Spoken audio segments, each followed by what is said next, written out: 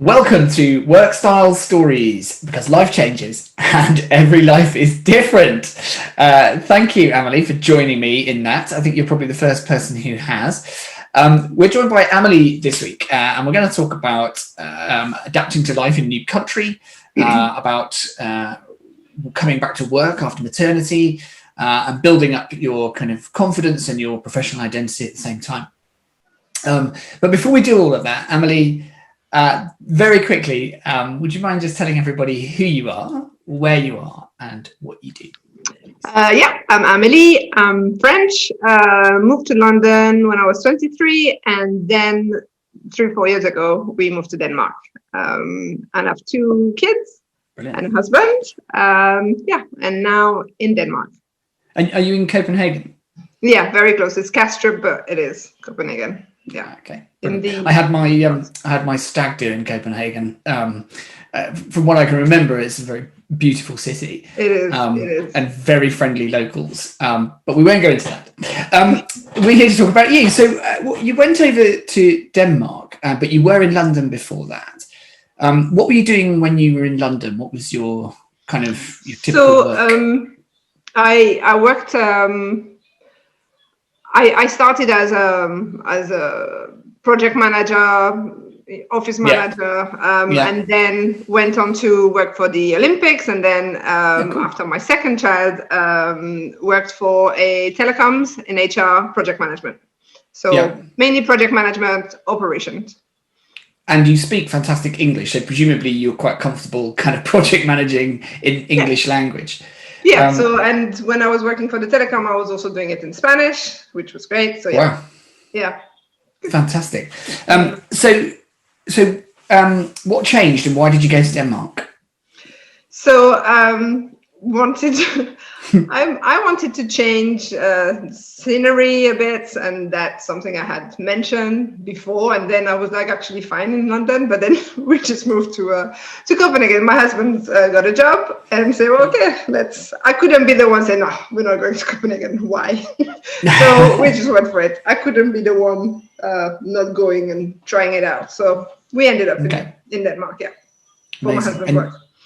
So the 2 of you and your 2 children all packed up your stuff and went over to Denmark. Yep. And I said, okay, maybe, it's the opportunity to just spend some time, make sure they're okay, because we chose to put them in a Danish school, not an international school. So they went into specific class for foreigners, and in 6 months they knew the language and then moved into a normal school. But I wanted to be there at home. And I guess maybe I wanted to take a break a bit as well and just see how things went. Yeah, I mean, that must have been a massive adjustment for them and for you, getting used to a kind of whole new environment and yet another language, presumably. So you took some time to do that, and during that time you weren't working? No, no. And then how's that evolved? So then presumably at some point, did you decide, I want to get back and doing some work, and what was the reason for that? What did you want to get from it? Yeah, I think I said, okay, I'm not going to work. I'm going to study Danish. I took on a course as well, a social media course. I get busy. But I think I felt that I needed to get a professional identity again, so that I did enjoy when I was working. It's also a nice break from the kids to get to work.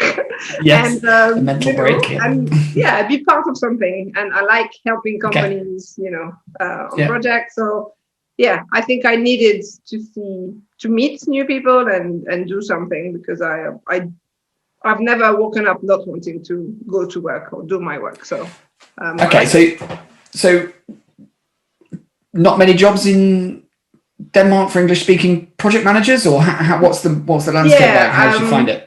Yeah, when I started searching for work, project management in English, I didn't really come across any. There might be more now, but I actually, I think I had a lot of requirements, and maybe unconsciously I put those requirements so that I wouldn't work again or something. But I wanted something close by. Yeah, I wanted something close by. I wanted something flexible. because I had a really good deal in London when I was working, and I was trying to replicate that. Yeah, trying to replicate that makes sense. Yeah, and then I came across Hoxby, which was like, oh well, maybe I can actually do what I want to do, and not compromise on the actual work I do. I don't have to go and work in a restaurant. So working remotely then specifically is the thing that enables you to tap into probably more English speaking work from wherever you are. So yeah, that's interesting. So you could go anywhere and you take it with you. Awesome. So that meant choosing a path of self-employment and with it Workstyle. So what's your work style like now? How does work fit around life for you? So right now the kids go to school from 8 to 1 or 2 or 3 depending on the days. Okay. So that's where I try to get my work done, but I actually want less than that in a day.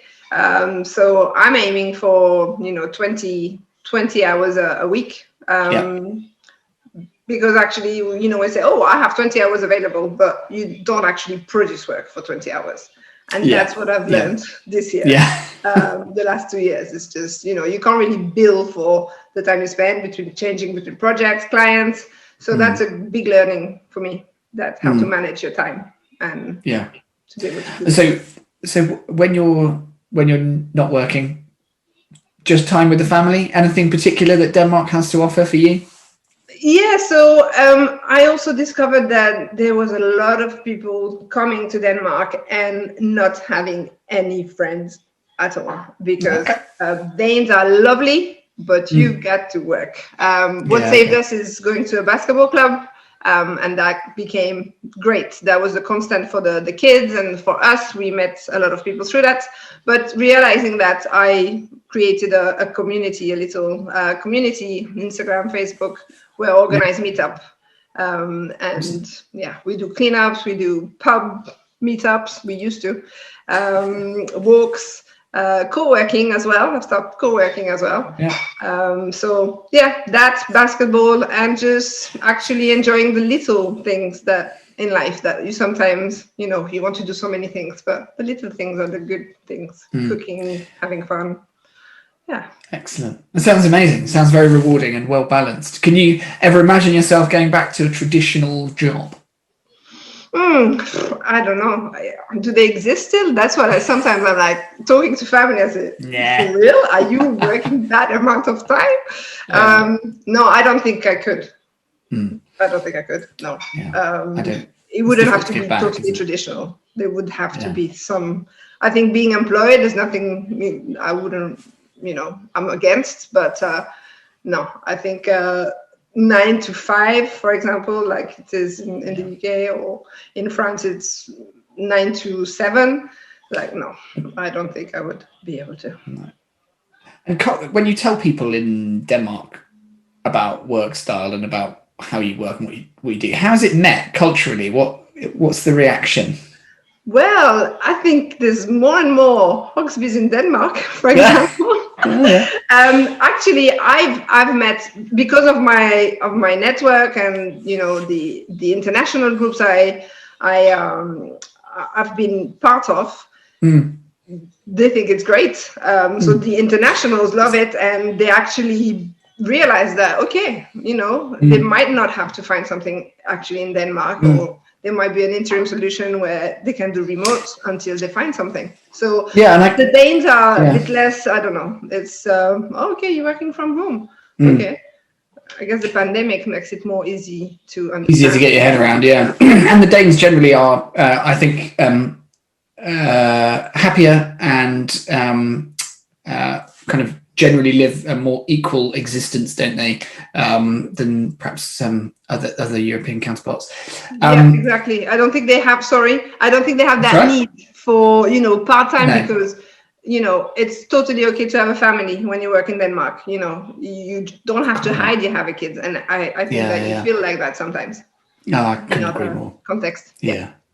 Good stuff, Amelie. Thank you so much. You can tell I was trying to wrap up, but I know.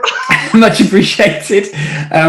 We've been Workstyle Stories. Thank you, Amelie. We'll see you next time. You're welcome.